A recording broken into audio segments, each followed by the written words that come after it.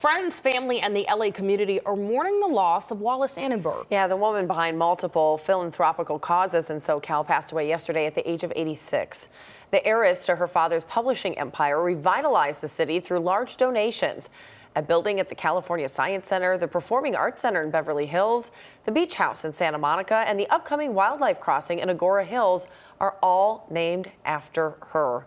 We're joined live now by former Congressman David Drier. He was a close friend of Wallis Annenberg. Thank you for being with us this morning.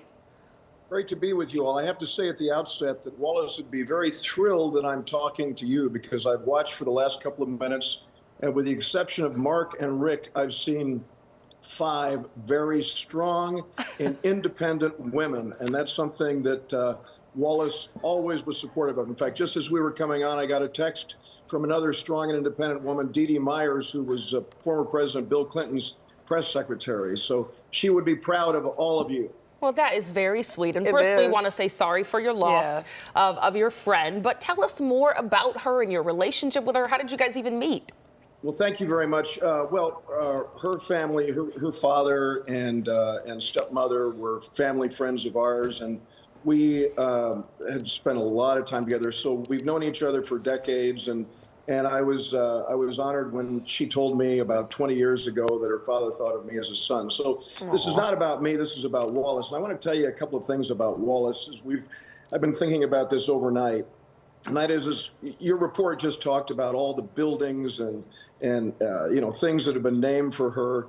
But there are many, many more things that don't bear her name that she supported. I was thinking the last public event that she did was at the Wallis, the Center for Performing Arts, with her name on it.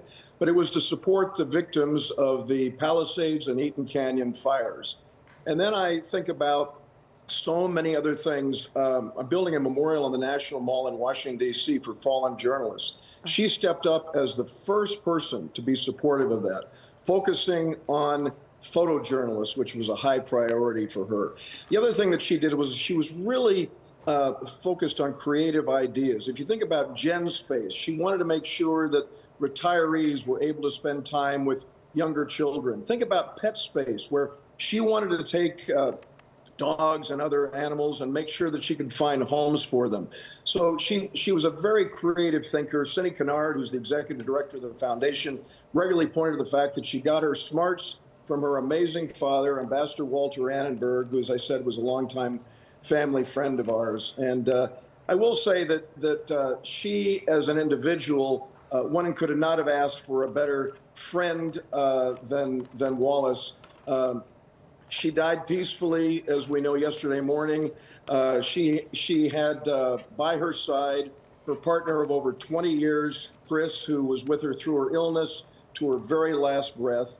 And it is very, very difficult. I mean, it's an amazing family. They've done more to enhance the lives of people in Southern California than most anyone. And I said, it's difficult to imagine a life without Wallis Annenberg here.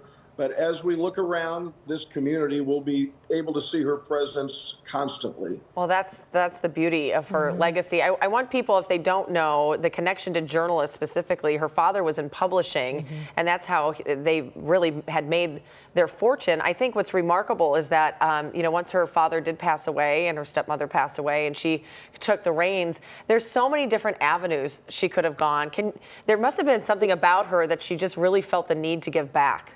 Well, let me just tell you, you've touched on something that not many people know. She was herself a journalist. Yes, she worked for her father, a TV guide, but right at Mid-Wilshire, she officed there for several years. So she was a journalist. She was, as I mentioned, photojournalism. That was a very high priority for her. She had the photo space that was in Century City.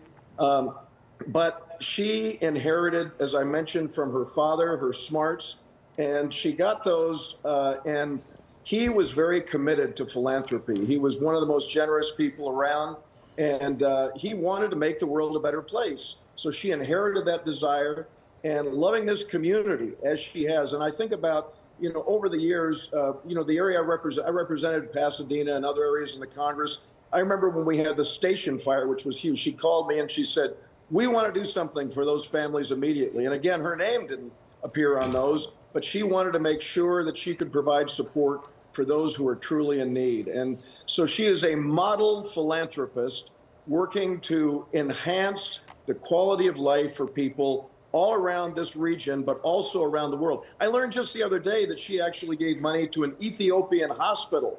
I learned that actually just yesterday. Wow. And it doesn't bear her name, but that's the kind of commitment she had on a global scale. Yeah. Really amazing.